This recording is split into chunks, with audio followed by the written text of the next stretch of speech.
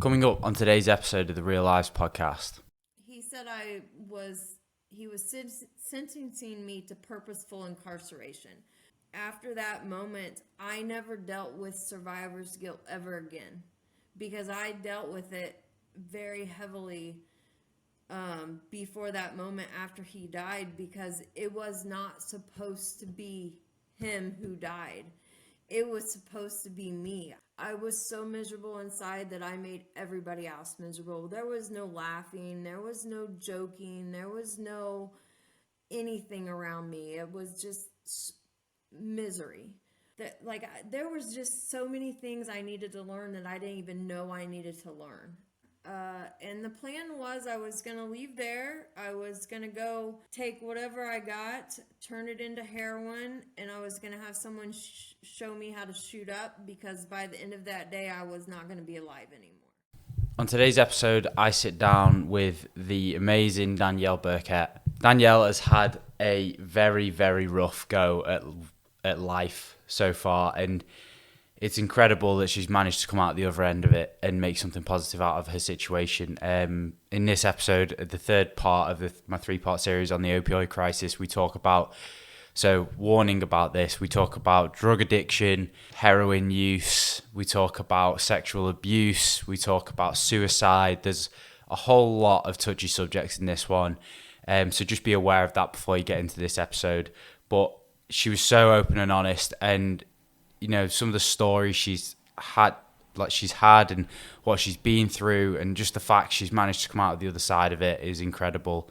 You know, we talk about how prison saved her life. The day she wanted to die, she got arrested and went to prison. And, you know, we talk about abuse and how because of that she missed out on certain lessons in childhood which she needed in adulthood, that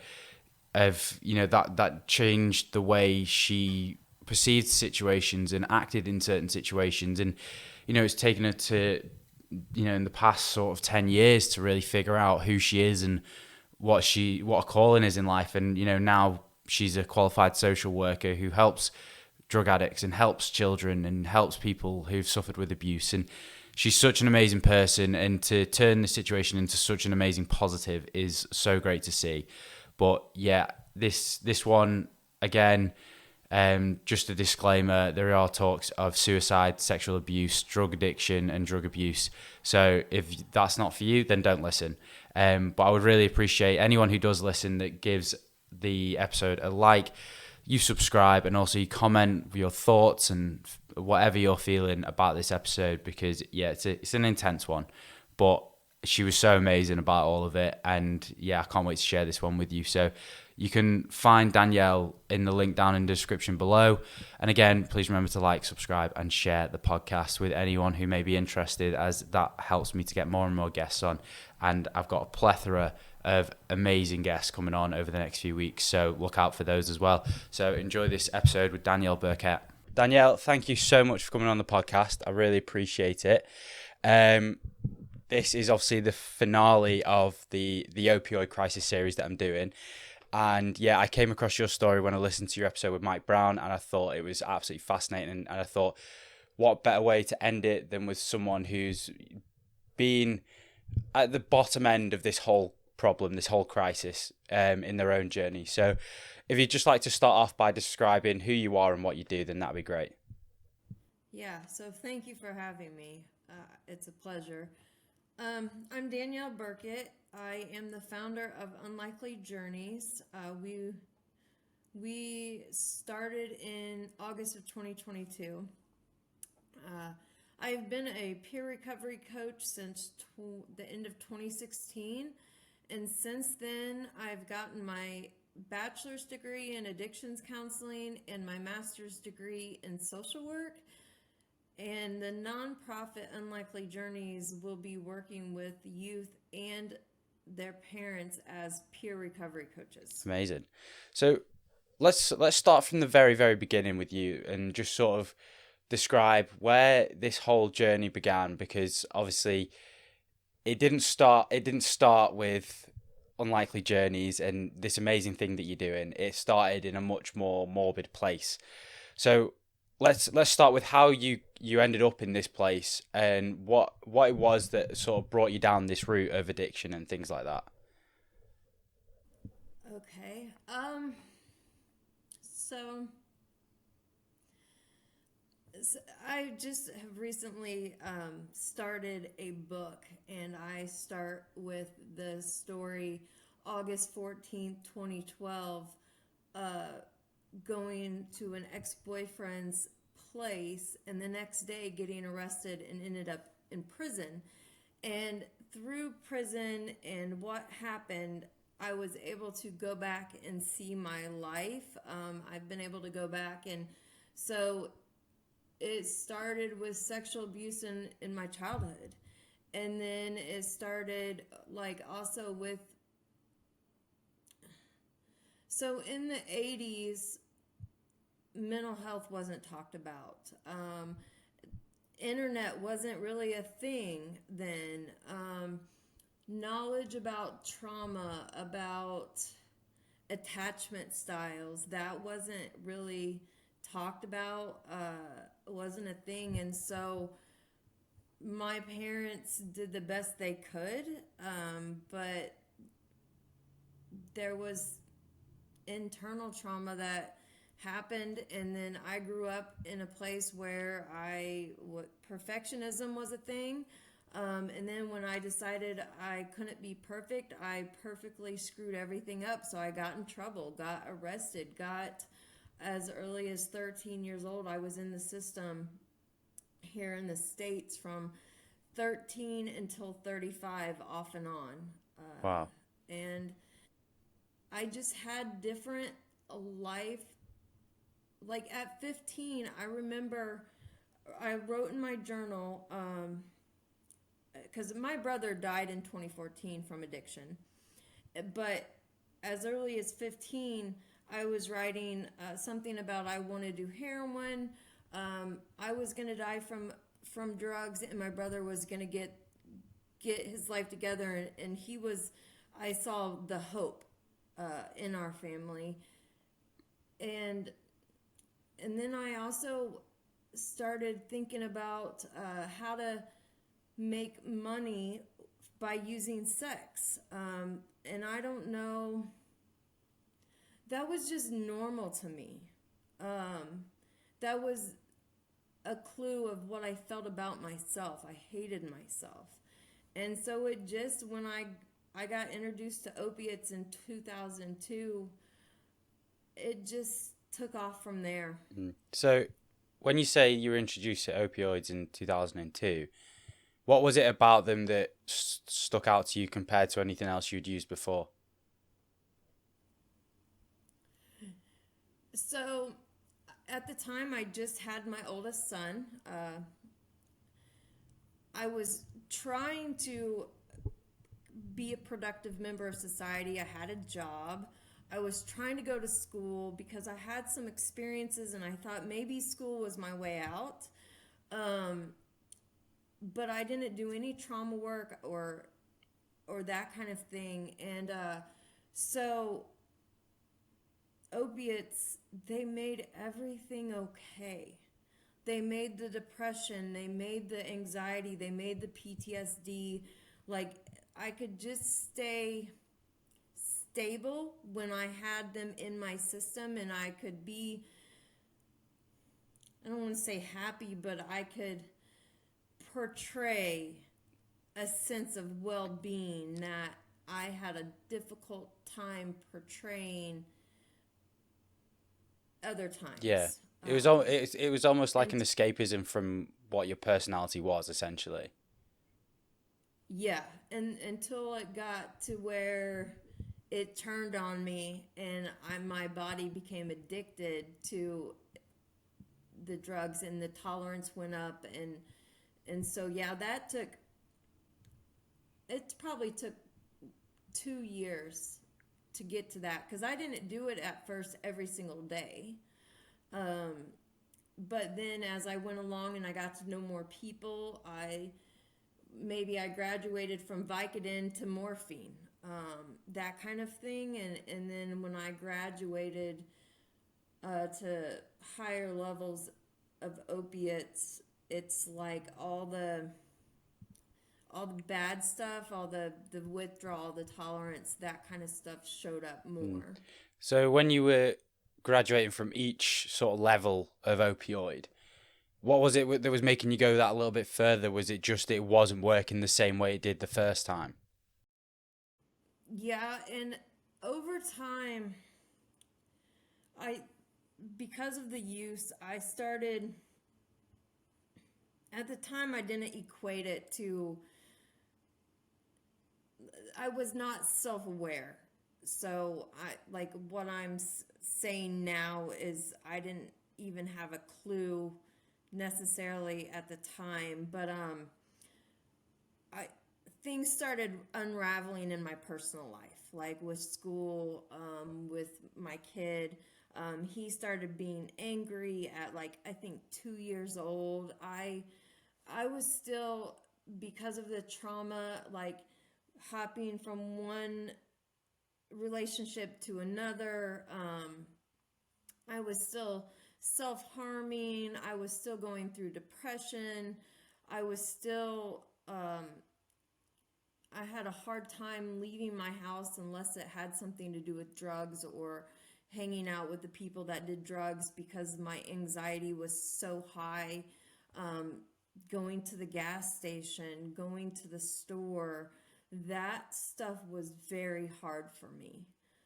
Going to college, I could do it early on, but then as the drugs kind of took over, that became less and less. And so all these things kind of started happening at once. And I started needing pills to just make myself be able to get up and not feel sick. Mm.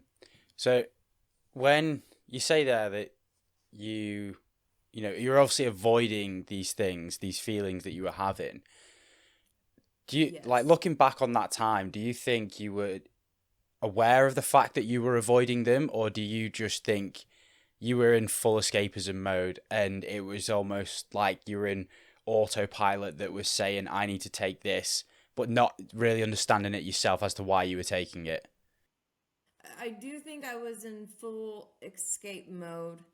There were times that I wondered because I had some early experiences that were kind of penetrating my mind that I could, but then I just needed them to go away because they brought so much shame. And it was, it's been a hard journey for recovery in all types of ways like trauma and mental illness to let what had happened come into my brain. So in my early 20s, I think I took it on myself. Like I was not good enough. I was not worthy. And so being able to face the fact that these people hurt me in such a way that you would have never expected them to because they were family Yeah. members was too much for my brain to Yeah, handle. okay. And because for me as well, I believe that so with mental health, no matter how big or small, I think mental health is something that if you've got issues, it's a lifetime thing. It's about management. It's not about getting rid of it. And I think when we don't acknowledge that we need to manage it, that's where the spirals happen. Like I myself have had a few, like last year, went through a phase where life got pretty low, and it was like to the point where like suicide was an option, and I'm pretty open about that, and it's because I wasn't acknowledging it. I wasn't acknowledging the fact that I had to take steps, I had to make changes, and I feel like it's similar when it comes to people who become addicted to drugs in a way where that their escapism from it, like in my case, it was the like I just saw I just wanted a way out, and but for you, it was your way out was through the drugs because it switched your brain off in a way, if that makes sense. Yes. Yeah. And So I have some suicide attempts in my history. I have dealt with suicidal ideation from the time I was 12 years old until March 11th, 2022. And so I'm very familiar. I used to, so my bipolar depression, when I would become suicidal, it was much different than when, say, I became suicidal because of my borderline. That was more impulsive, and was more scary, and I felt like in those moments, it was harder to keep myself alive than, say, when I was suicidal for a few weeks and I kept doing techniques to get myself to see that I needed to live one more day. Mm. If that makes sense. I don't know if that does, Yeah, but it does, because I experienced that in a way in terms of like there was an impulsive day, just one impulsive day that yes. and it's hard to explain to people who haven't been through that, because you Yes. it's something I don't think they'll ever understand, because it's like it's not your brain that's thinking. Your brain is switched off. Your brain is fully like it's been on overdrive for so long that it's just shut down and believes Yes. it's almost like you've been hypnotized and you believe this is the only way for things to get better. And then, because I remember in my case, so I'd basically taken a stupid amount of these pills that had been prescribed, and I remember going to sleep and just thinking that was going to be it and I wasn't going to wake up. And then the next day, waking up and thinking, oh my, like I had heart palpitate, because obviously this was all in my system, having the heart palpitations, like sweating profusely. But I was thinking, I don't know why I did that. That was the first thing I thought, was I do not know why I did that. Yep. Was that Yeah. similar for I you, in that you thought that way afterwards? yeah, so I think I was 17, and my then boyfriend, we got in a fight in the car for whatever reason. I was sitting in the back seat, he was driving, and then someone else was in the passenger seat. I can't remember who it was. And we got in a fight, and I had my pills on me, my mental health pills to help me sleep, right? And I found myself taking all of them. And I didn't go to the hospital that night, but a few hours later, when I was so tired and groggy and I'd already thrown up, like I had that same experience. Like I had, the intensity had gone way down, and I could like see the fight more clearly, and it made absolutely no sense to me why in that moment that I took the pills, that I was willing to die for that silly Mm. fight. And yeah, this is a thing that, because you're so but it's it's not that moment though. I don't think, like from my experience, it's not that one moment. It's a build up of everything where you just implode and you have no control over it thereafter. Yeah, and I can see that. Like if I would have been self-aware and would have been living what I call my authentic self, like if I could hear my authentic self back then, I would have seen like that boyfriend. It, it lasted 20 off and on 20 years. That's a whole another story, but um there was abuse. There was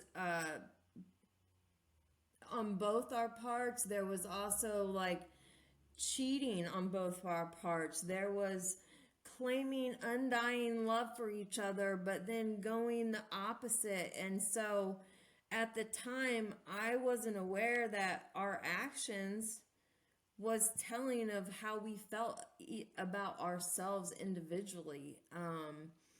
So yeah, Mm.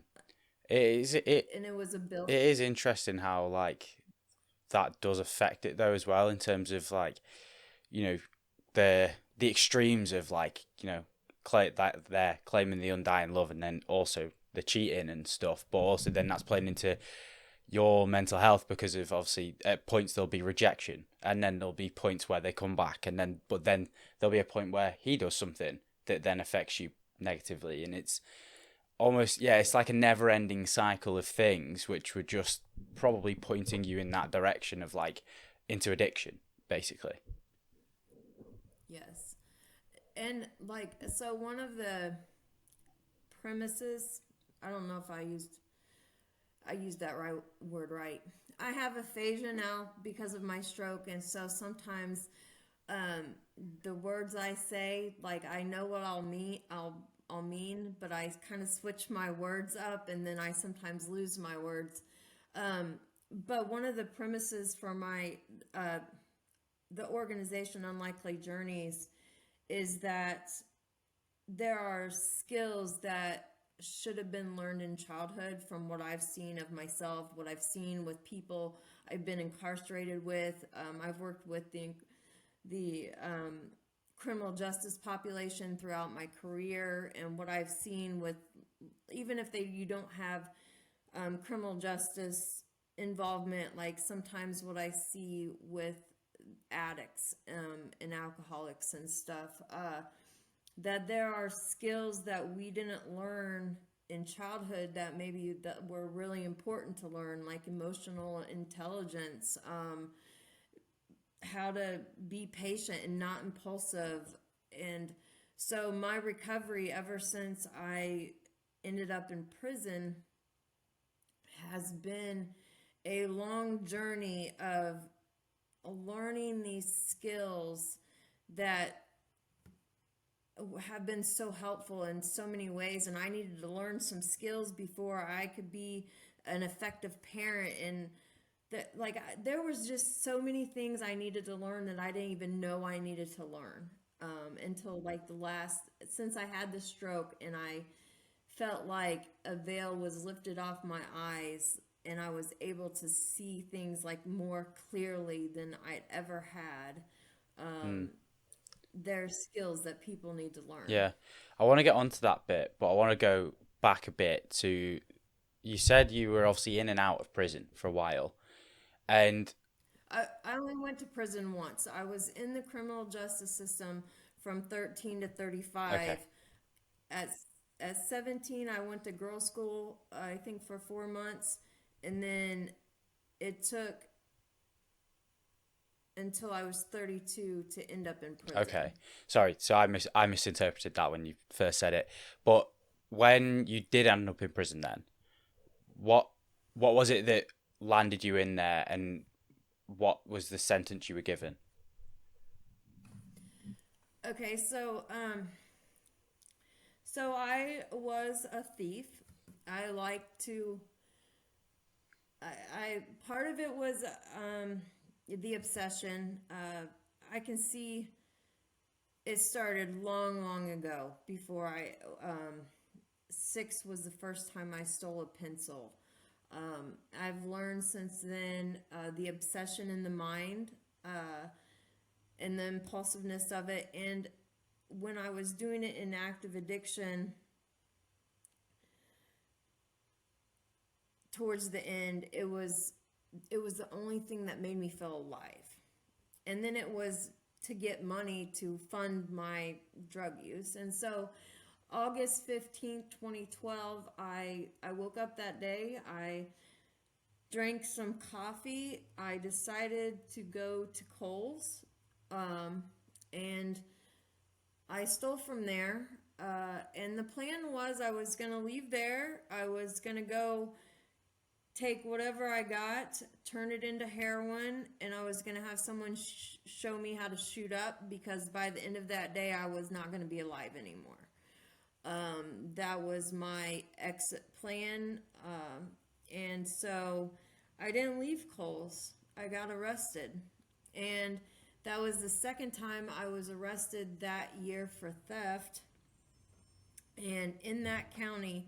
And so my bond got revoked, and I didn't get out of jail that time, and I went to prison. And the other blessing that I didn't think was a blessing at the time was my grandfather, who almost always paid for a paid attorney. He said no because the cost of it this time around was going to be way too much.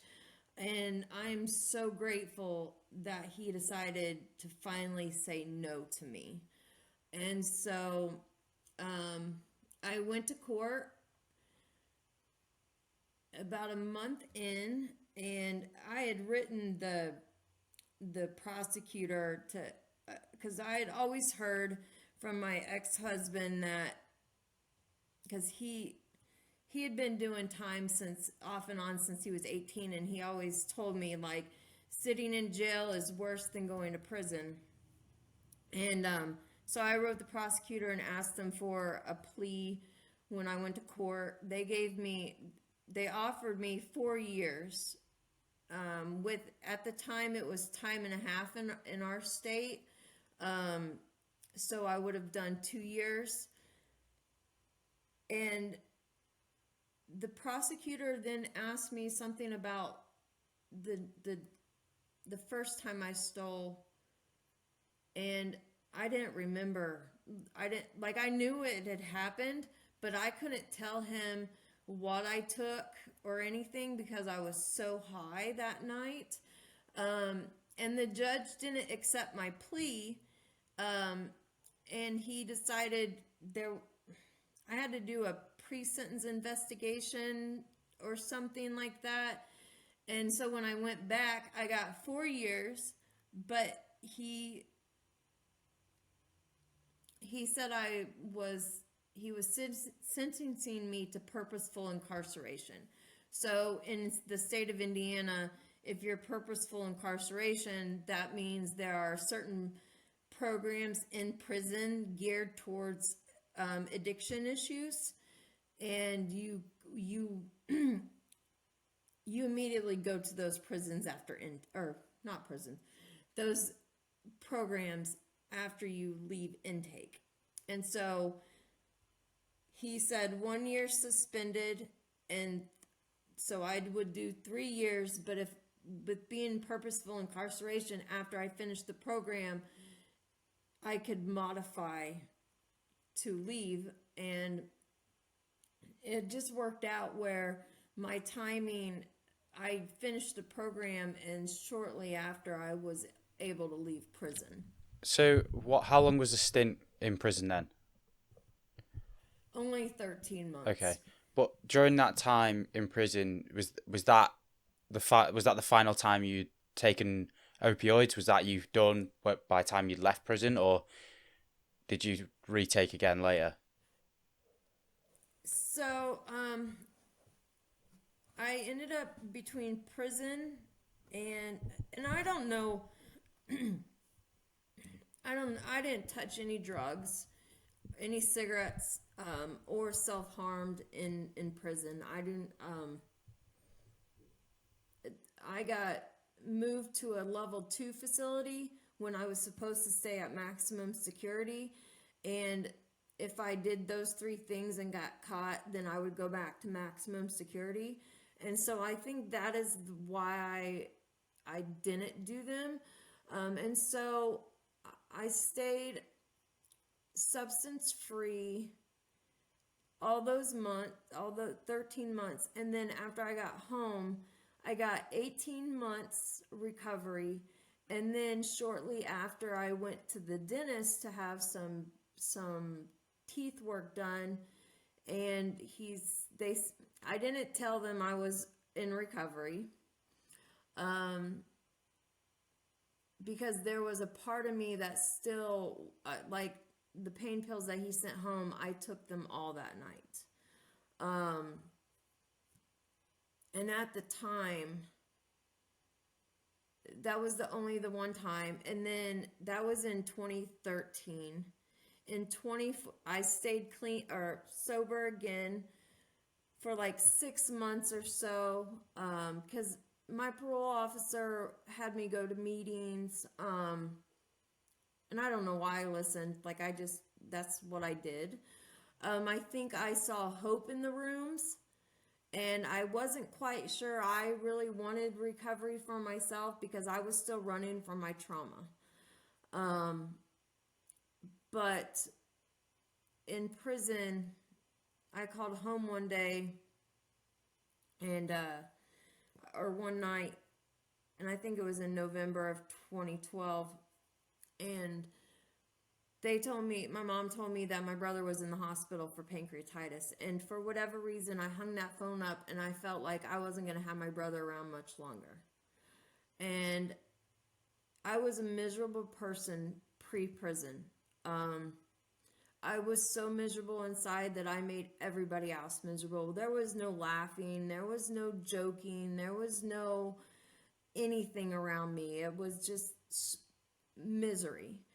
My brother didn't even want to talk to me before that, for several years, probably since 2005. And so, I don't know, like I read The Grief Club like 3 to 5 times before I left prison. And I used to think I was morbid because I would imagine how I was going to live life without my brother. And so he died in July of 2014. And he died from alcoholism. And so I was different with him. I remember it was in March of 2014, and it was the first time he hugged me, gave me a forehead kiss, and told me he loved me, like all in the same moment. And there was smiling, and there was talking, and there was like connection. And I would ask him about once a month if he wanted to go to a meeting with me. And after he died, it was a year and 10 days I kind of stayed in darkness, but I used heroin one time, and then I drank maybe the 30 days before July 2015, and then I got into recovery. But it was that day, there was a day in July that I was outside. I can remember how the sky looked. I can remember exactly where I was standing at. And I no longer was afraid of I was no longer afraid of facing my trauma. And I realized I was dishonoring my brother by continuing the way I was. That's really interesting that you say it was almost a dishonor to your brother, because do you think that was because he had died of addiction? Like, do you think if he had died of something else, do you think that would have affected it differently? No, well, maybe a little, but so I found out after he died that once I came home from prison and I started I started changing, that he was going around telling his friends that he was so proud of me for my recovery. And the night that I went to the dentist and I used all those pain pills, we were in the kitchen, and I don't know what I said or whatever, but he said something about, are you high? And I said yes. And he said, well, tomorrow we will just have to try it again. And that was the first time anyone had been like, this is a we thing, and didn't shame me for anything. And so now in my career, I try to provide that for other people. Yeah, I feel like because anyone who's going through an addiction or anyone who's got mental health issues is a very, very vulnerable person at that moment in time, because even addiction is a mental illness. And I think by alienating someone through, shouting at them or saying, why have you done this? Why have you done, I can't believe you've done this. It isolates them instantly, and it almost exacerbates the situation. So you have to provide that in a way. And it's great that someone actually did provide that for you? Because imagine if no one did. Like, do you think you'd ever be at this point if he didn't? I don't know, because like when I think about my life ever since prison, like there were some things that happened, and then they kind of built on each other, and I didn't know how big those moments were at the time. Just like my brother, if I wish he was here, right? Like I miss him, but I don't know if I would have gotten recovery if he would have if he wouldn't have if he would have lived. Because there was a moment that I called the ambulance. I think it was May 26, 2014, for him, because I realized he was out of his mind and he couldn't make the decision. Um, and so my my kids, my nieces, me and my mom were all on the porch, and I remember my mom telling my oldest son and my oldest niece, don't tell anyone why Uncle Jesse is being taken away. And I was sitting on the bench, and all of a sudden I stood up and I said something like, our secrets are what's killing my brother and keeping me sick. And so when I got into recovery, that was a key moment for me, because I decided I can't I can't keep my secrets. And I have to like and so talking about my mental illness, talking about my trauma, talking about substance use recovery, that has been my main goal sometimes, to normalize the conversations, because I need a kinder, more compassionate world for when, especially when my oldest decides he wants this. Mm. There's a Japanese principle called ikigai. I'm not sure if you've heard of it before, but it's essentially the thing that wakes us up in the morning. It's the thing that keeps us driven and keeps us going. And when I spoke to Neil Jackson, who's created FemBlock, which is a way for people to get off fentanyl patches, um, it like I asked him, was he grateful for having gone what he went through? Like he went through cancer, lost his leg, became addicted to opioids for several years, and it took 14 months for him to get off. And he said he wouldn't change it for the world, because now this is his calling. And it's almost like with you as well. Like I can imagine what the answer is going to be, but would you? I can't imagine you would change any of it, because it's allowed you to get to a point now where you're obviously probably the happiest you've ever been, and you've found your passion and your drive. Yeah, no, I wouldn't. Even the sexual abuse in my childhood, the even losing my brother, he this is gonna probably sound woo woo.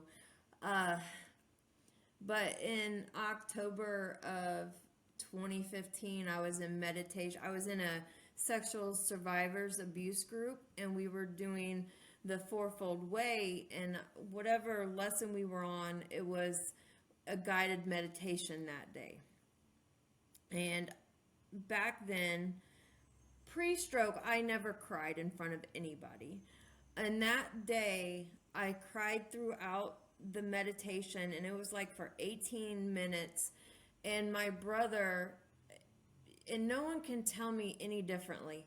I swear my brother came to me in this blue kind of energy form, and he let me know that the journey I'm on, he was happy I accepted. It was mine to accept.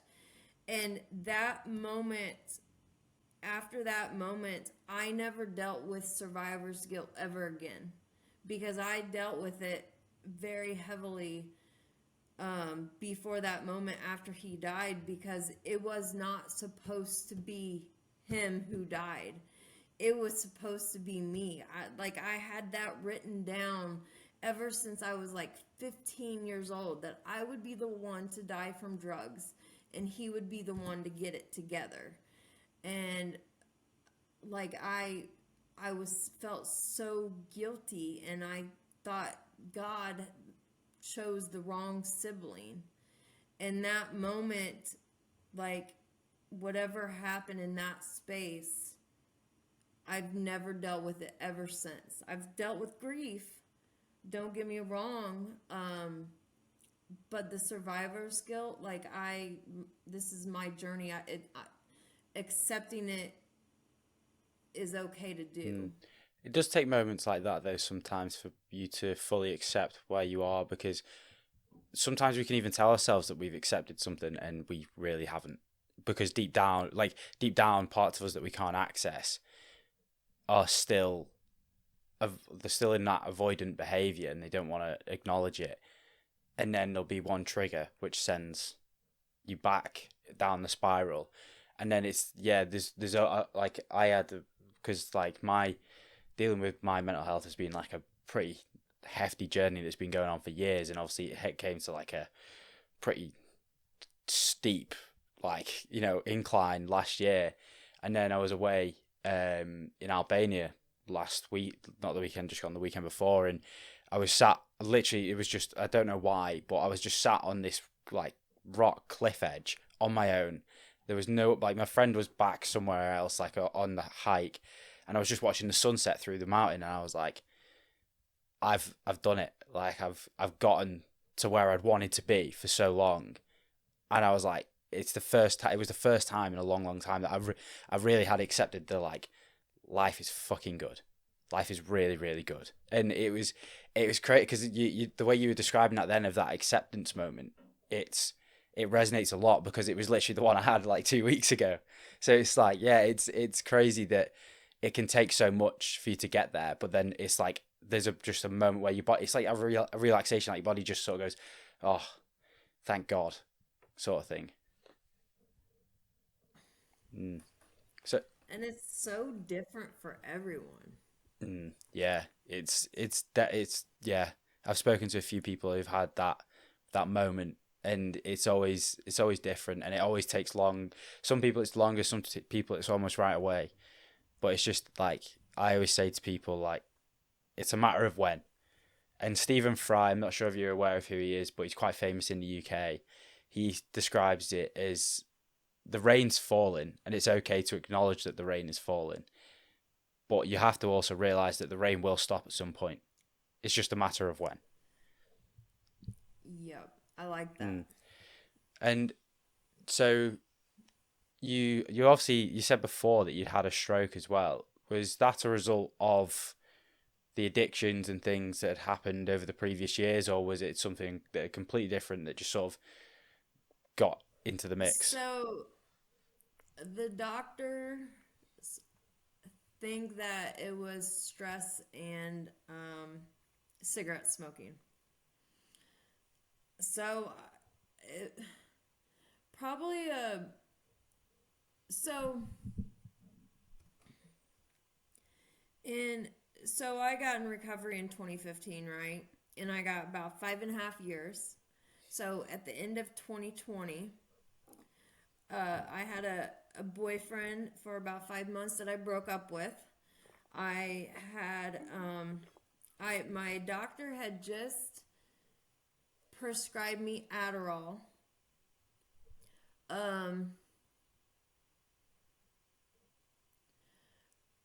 Work was getting ready to take off 2 weeks for Christmas break. School was getting ready to take off for 2 weeks for Christmas break. I broke up with this boyfriend in a borderline moment. My journey with my trauma and sexual abuse ever since 2015 has been ongoing. Really since 2012. Like, my awareness of how it affected me, how it showed up, the memories, it has came piecemeal, right? In 2015, when I got in recovery, 2016, I tried to do EMDR trauma therapy, and the first memory that came up had to do with me and my brother. I was about 7, he was about 5, and I had to slam the door shut on it because I don't think my psyche could have handled it at that time. And so after that, um, I tried EMDR 2 more times, and I don't know if you know much about it. So it does it's something to do with the reprocessing of memories, and so my therapist would do this, and then I would follow her fingers and then close my eyes. And so when I was doing that, following her with my eyes, I would hone in on the seahorse on one of her walls, and that's what I would see every time. So after about the third time, that's like we quit doing that. Um, so that coincided with deciding through step work that I was going to quit dating, quit having sex, quit like all this stuff, because I was seeing um, there was some twisted stuff going on in my head, like um, boyfriend and father figure, and like just all kinds of, like, I couldn't make sense of everything. And so I stayed single for 3 years, and then in 2019 I started dating, and then that process was painful. I grew, but I started becoming aware of my triggers, and I at first I became aware that I was triggered after the fact. And then at some point, maybe a year or so later, I became aware that I was triggered during the time I was triggered, but I couldn't talk about it. And so these borderline symptoms would show up with these boyfriends when I started dating. Long story short, at the end of 2020, I had all this time and this emptiness that was bearing down on me from I'd always felt it, but I stayed busy with work and school and stuff, and I tried to escape it that way. And I was a horrible house cleaner at that time. And so when we broke up, I decided I was going to use my Adderall incorrectly and get my house in order. And so I did that for a couple months. I never bought off the street. I never um, used it to, like, I was still working and stuff and going to school, so I would just do it on the weekends, right? Like, it not take very many of it, because I still had um, enough to get me through. So, like, at first, I kept it a secret too. And that was like one of the things I was against, right? And so at the time, like, I thought I could control it. I thought it was so different, because my use pre prison was chaotic. It was like I couldn't keep a job, and I couldn't like be a productive member of society, and I couldn't parent my kids, and I couldn't, like, all the things. And so it was harder for me to identify. And I did that for a few months, and then by August of 2021, it stopped. Um, and I started the trauma work. And I think I had the stroke in March of 2022.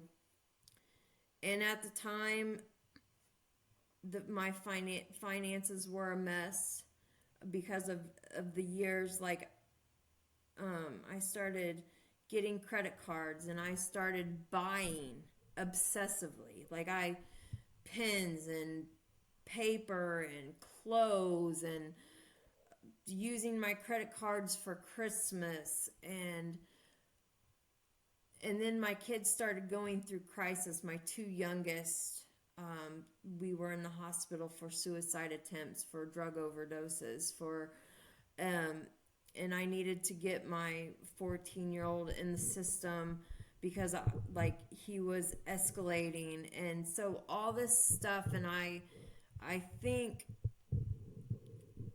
it was just too much. Like I'd gotten myself in such a hole. Like I didn't know how to get out. Like I didn't know how to get out professionally. I didn't know how to get another job that paid more, that was like not far from home. And so I think I think it was all that stress that kind of like broke me, Mm, if that makes sense. yeah. This one's a bit of a personal one, but so you were saying there, like you had to, you had the crisis with kids and having to put your son into the system and stuff like that. And what comes to mind is obviously having had a previous addiction, you and then you've gone back to said addiction over time at different points. There's a compulsion there that sort of like it just comes up, and it's probably so. What I can only imagine is it's so much that you just do and don't think. And do you think, like, do you still have compulsions like that now? Like at that time, were you having those compulsions to do it, but was it just a case of you better understood how to fight them, or were you not having compulsions anymore? So after the stroke, I think God did something to my brain. I would love to do some research, like exactly like what area of my, I know it was the left side basal ganglia and my emotions. So pre-stroke, the night I fell asleep before the stroke, I was sarcastic. I didn't cry. I used dark humor all the time. I was even sarcastic with my kids. I cussed all the time. I had a hard time.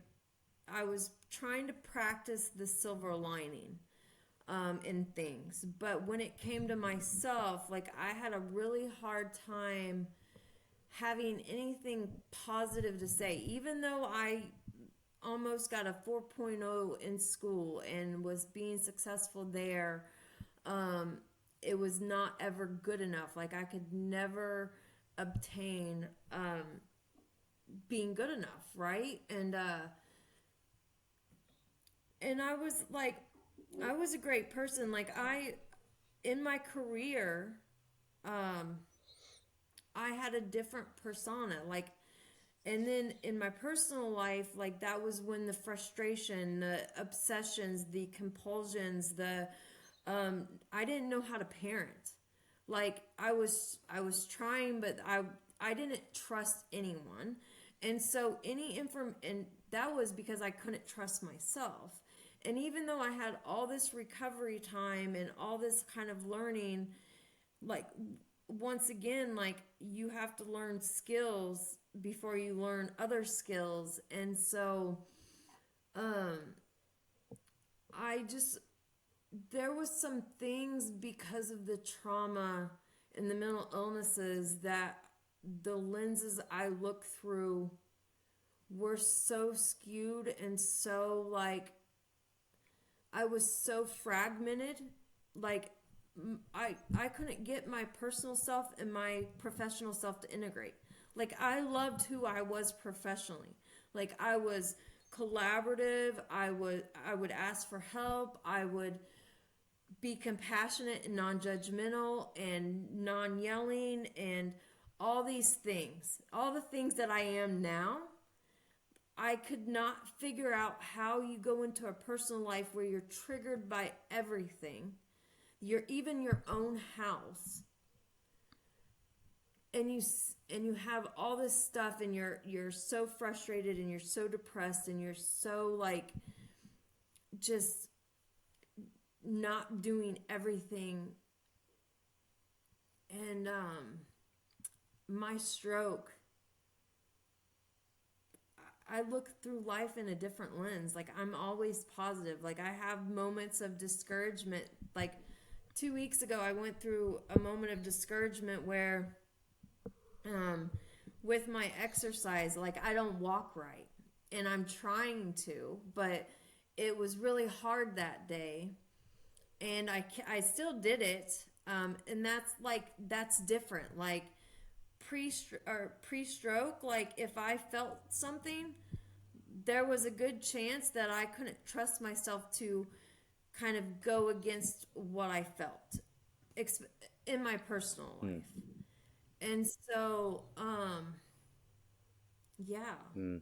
like it's so different. Yeah, it it is crazy how drastic situations can change your outlook and how you know how you present yourself in daily life. Like I interviewed a woman, I'm gonna say it was over a year ago now, but she's one of the most inspirational women I've ever spoken to. So her name's Jules King, and she was diagnosed with early onset Parkinson's at 28, 29, and she was wheelchair bound. Like, because they didn't know what it was, because obviously she was so young, they couldn't medicate it. And now she competes in CrossFit in the adaptive divisions.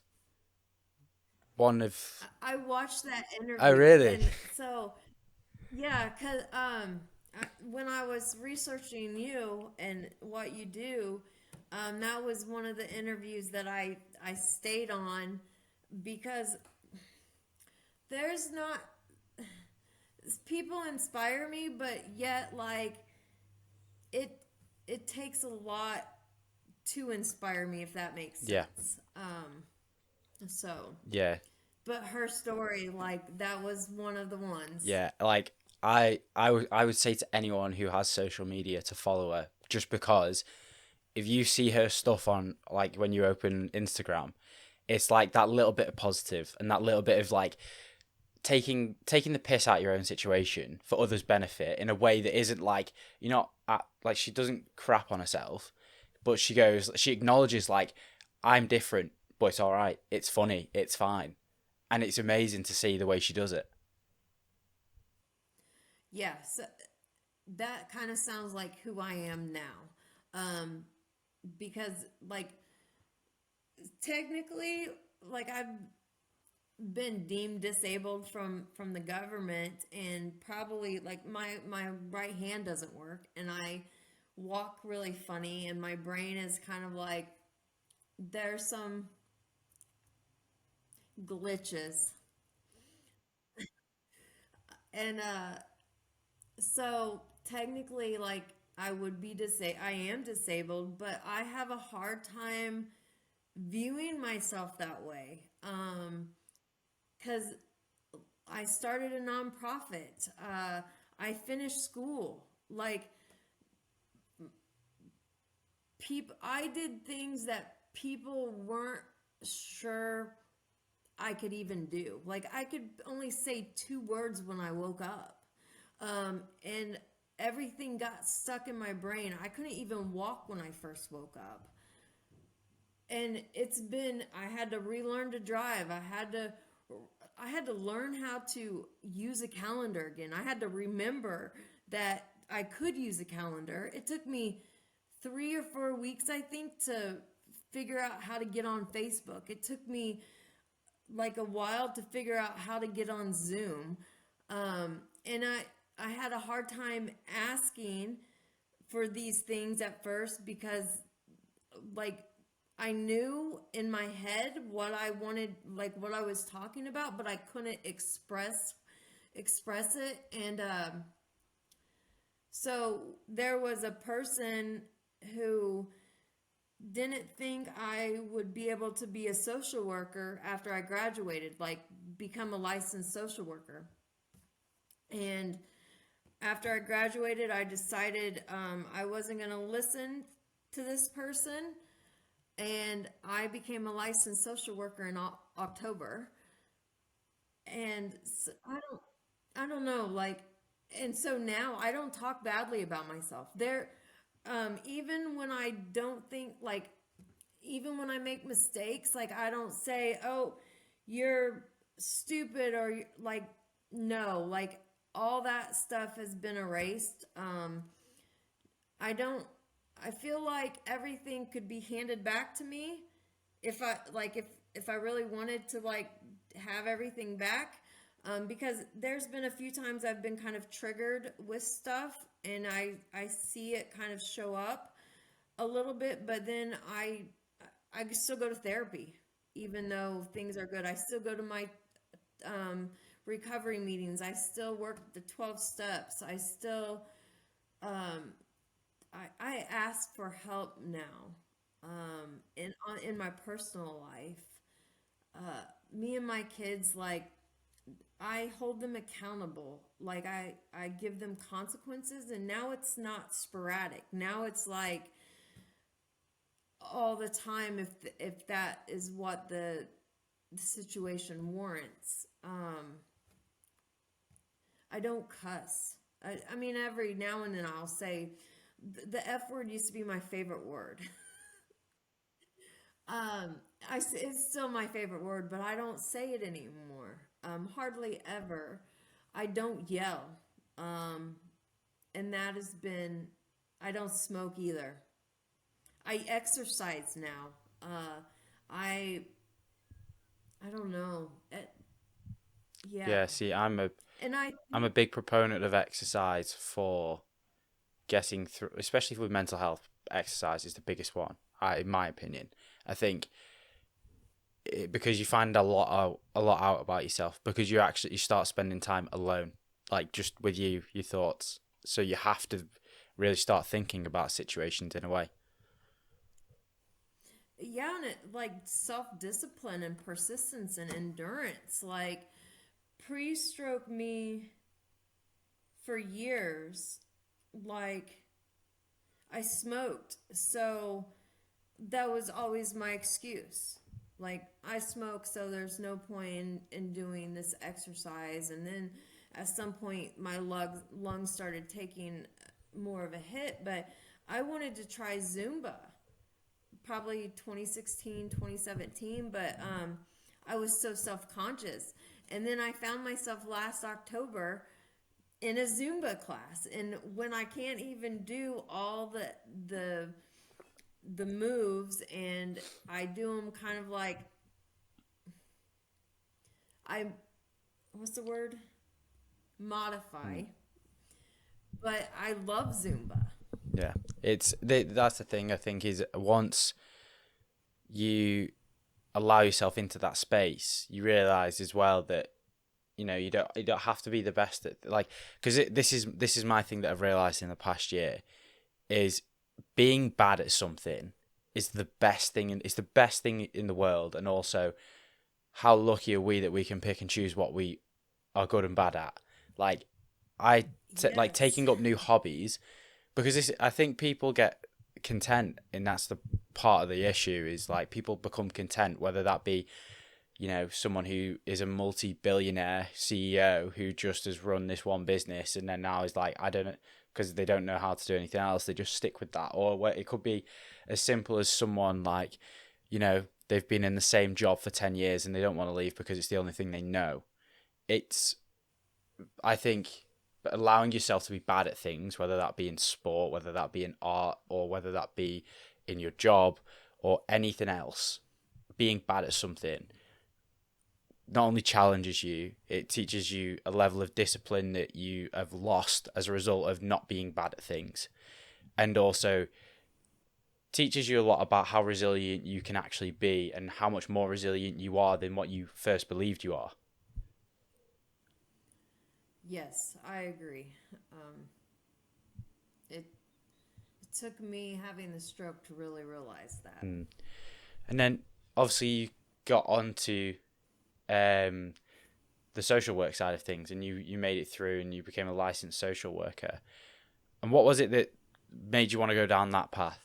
Was it because you wanted to help others with what you had been through and use your experiences with them?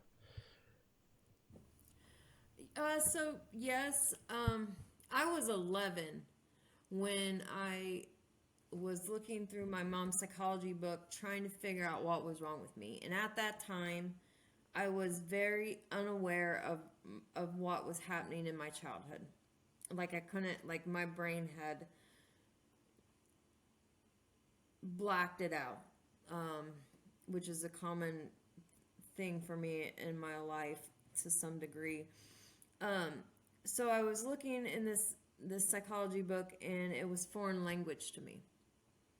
And I remember putting it up, and I remember thinking, I'm going to help people like me. And I don't even know what like me meant at that time. And I remember thinking, but I'm going to have to go through a lot more stuff to do that. And I don't know why that memory is so like ingrained in my head. Like I know where I was at in the kitchen. And then I forgot it until it came up, like after the stroke. I remembered that moment. And ever since I went to prison, even in active addiction, I knew I wanted to help people. Like I told you I stole, right? And sometimes I stole self-help books and self-help workbooks. And this was how screwed up my thinking was, right? But I would get 3 copies of the workbooks sometimes, and I got 3 copies because one, I needed to use one or do it now so I could try to get myself out of the spot. And then I would need the second one for when I got myself out of the spot, and I would need to see what my answers were like then. And then the third one was for my future clients. And so even when I was like out of my mind with drugs, there was still this idea that I need of wanting to help people. And so it's always been with me. Yeah, I think obviously what the way I'm looking at it is like you do, like you, like speaking to you, you seem like the kind of person who just wants to help others all the time. That's ingrained within you. But what has happened is, as a result of the things that you've gone through and the addictions and stuff like that, that's taken away from you. That's taken away from what your philosophies are as a person. And then now that you've gone through it all and you've come out the other end and everything's a lot more positive, you're now in a place where you can actually provide that for people and actually help other people out of similar situations that you've been in, and maybe even different ones as well. Yes. That's the hope. No one is showing up. We have a parent support group and a youth support group, and no one is showing up, but we've only been marketing it for about a month. But the youth in around my county in the state I'm in, they definitely need help. They definitely need someone to come alongside them and say, I've been there. And the parents also, like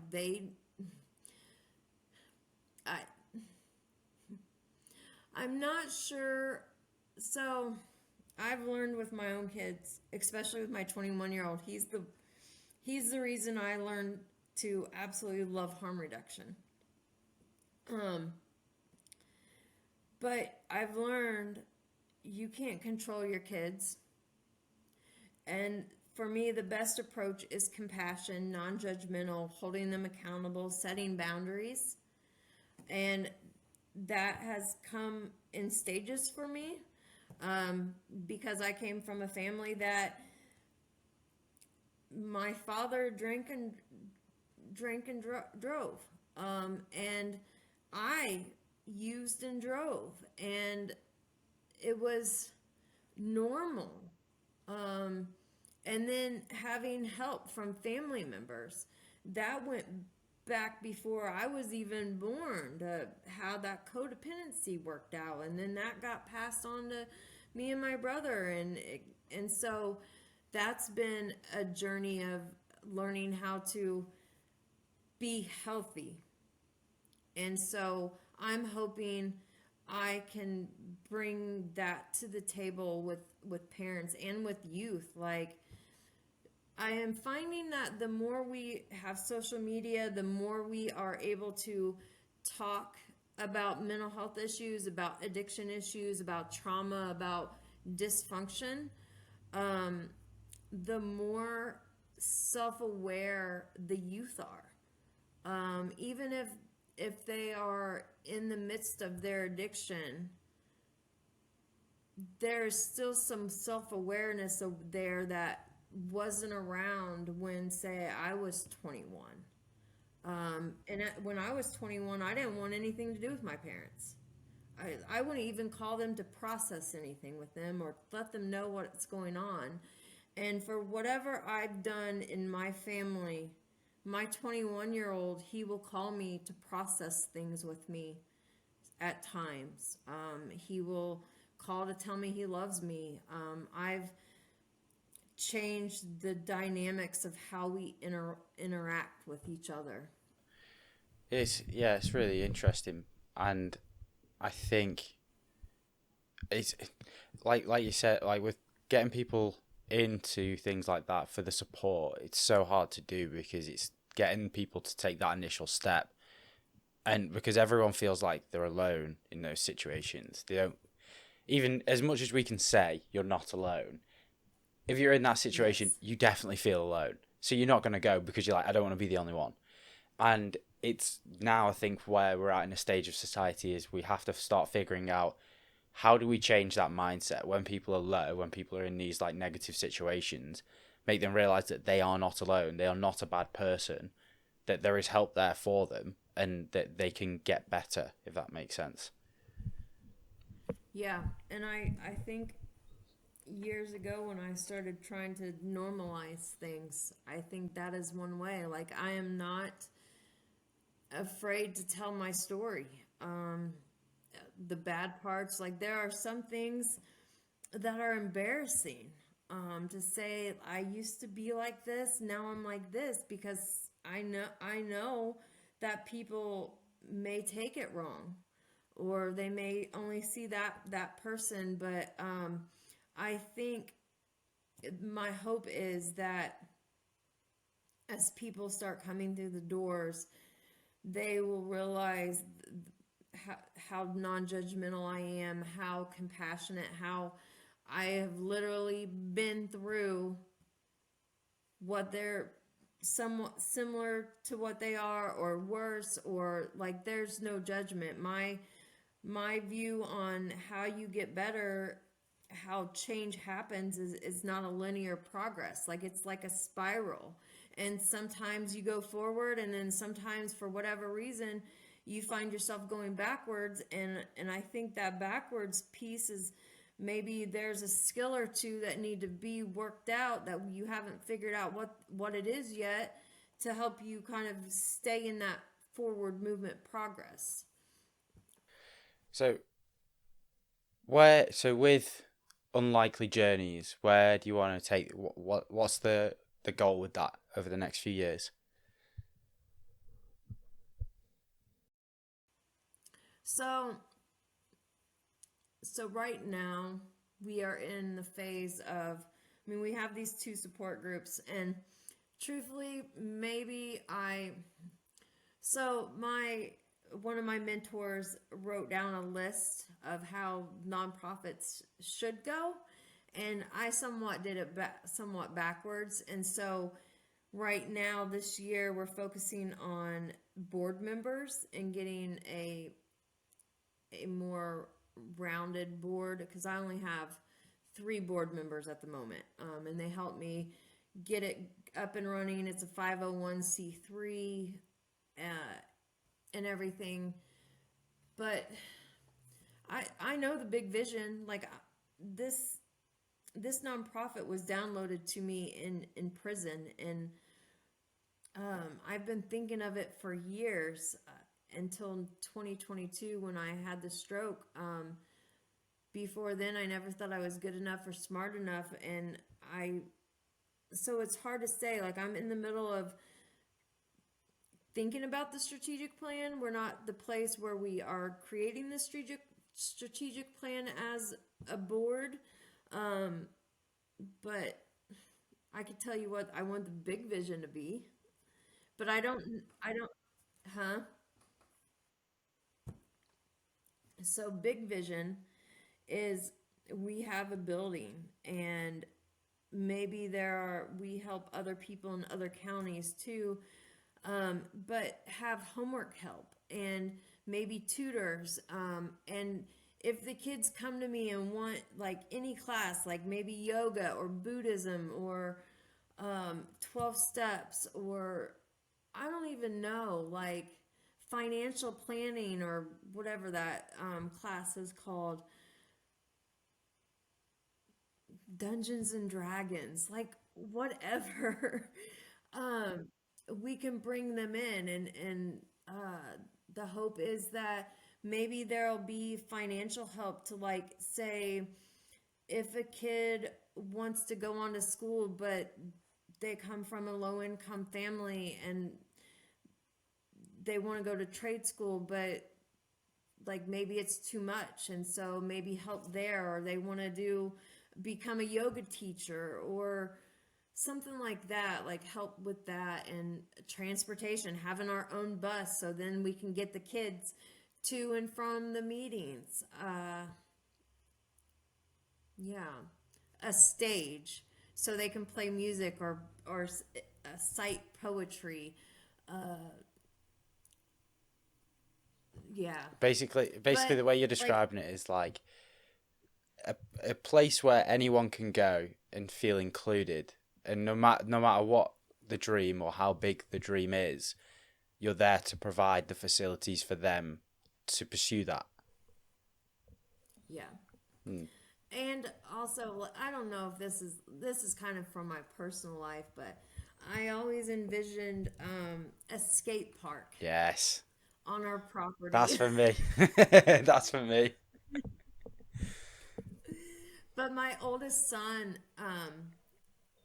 be in a different kind of, he loved skateboarding and scootering, and I loved watching him. Um, so yeah, I don't. But then basketball goal, and I don't know. I just want it to be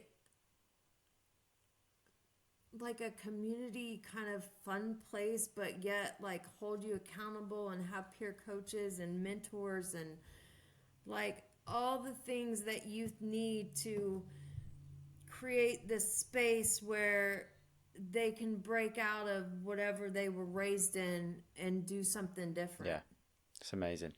And then I have one final question I ask everyone, um, which is, how would you like to be remembered?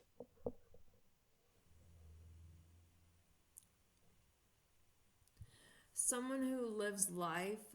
And my oldest son says this to people when he tries to describe me, and he says my mom does things even and succeeds or tries things. I don't know how he words it, but especially when people tell her she can't. Okay, I love that. So, thank you so much for coming on. I really appreciate it. Your story's incredible, and what you've managed to achieve, given the cards you were dealt have been against you almost your entire life, what you've achieved is absolutely incredible. So props to you for, putting all this together and starting a non-profit and turning your life around as well, and, providing a life for yourself that you have wanted all this time, I can imagine.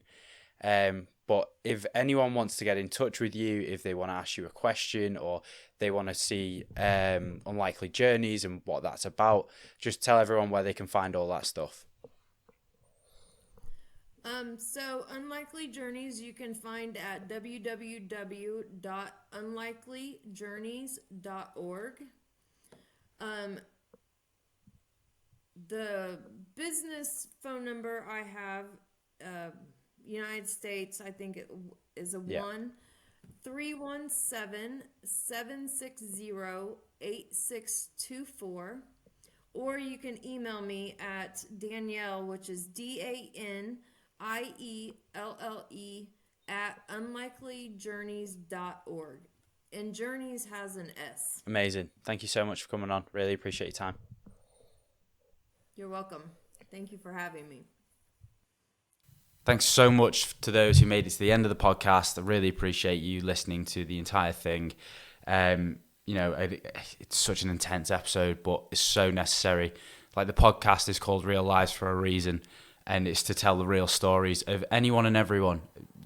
Talking about drug addiction and the abuse she went through and all that. That is the definition of real lives. Just talking about everything that is real, everything that has happened, and not sugarcoating what life can be for some people. So if you enjoyed that episode, then remember to go and follow and support Danielle everywhere you can. You can find Unlikely Journeys in the link in the description below. And also remember to like and subscribe and share the podcast and all those good things. We've got some amazing guests coming on over the next few weeks, so look out for those. And yeah, thanks so much for listening, and I'll see you next Monday for another episode.